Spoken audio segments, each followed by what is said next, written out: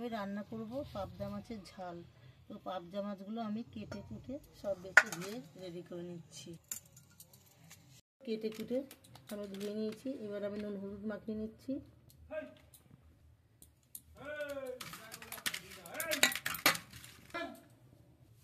ধুয়ে কড়াইটা বসিয়ে দিয়েছি।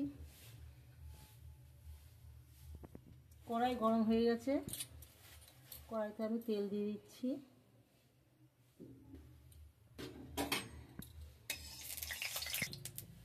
তেল গরম হয়ে গেছে। তেলের মধ্যে আমি পাবদা মাছগুলো এক একটা করে ছেড়ে দিচ্ছি।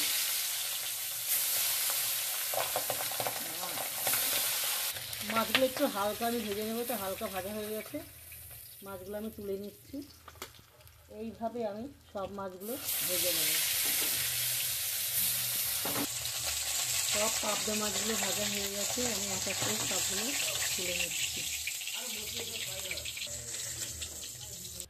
এই তেলের মধ্যেই আমি একটা ছোট্ট তেজপাতা, একটা শুকনো লঙ্কা, কটা জিরে ফোড়ন দিয়ে দিলাম। তেলের জিরে ফোড়ন পুড়ে গেছে। এবার আমি শিলনোড়ায় বেটে নিয়েছি। এর মধ্যে শুকনো লঙ্কা, অল্প কটা ধনে আর জিরে আমি ভালো করে বেটে নিয়েছি, দিয়ে দিচ্ছি তেলের মধ্যে। মাছটাকে একটু কষিয়ে নেব।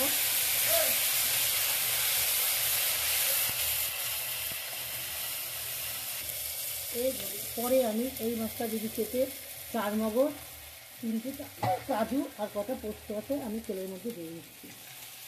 আমি নেড়ে চেড়ে নেবো ভালো করে। মশলার মধ্যে আমি একটু জল দিয়ে দিচ্ছি বাচ্চাকে।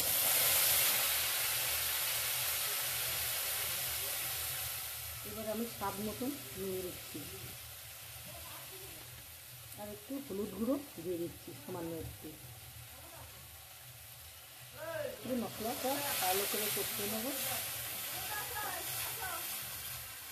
তাহলে দেখুন বন্ধুরা, মশলাটা ভালো করে কষা হয়ে গেছে এবং মশলা দিয়ে তেল ছেড়ে দিয়েছে। এবার আমি মশলার মধ্যে পরিমাণ মতন জল দিয়ে দিচ্ছি।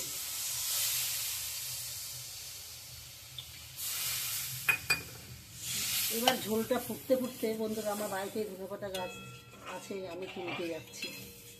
ঝোলটা ফুটুক, আমি ধনেপাতা তুলে নিয়ে আসি। 3টে কাঁচা লঙ্কা দিয়ে দিচ্ছি। ঝোলটা ফুটে গেছে। এবার পাবদা মাছগুলো আমি ঝোলের মধ্যে দিয়ে দিচ্ছি।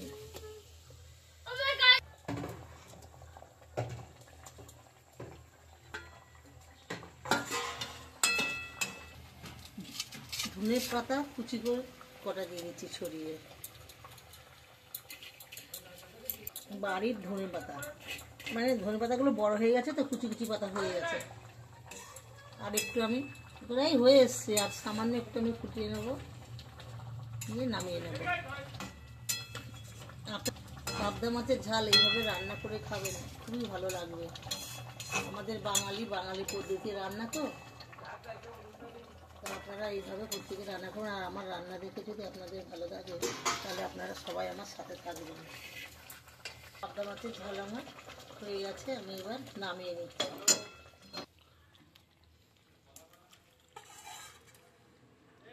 আমি পাবদা মাছের ঝোল নামিয়ে নিয়েছি।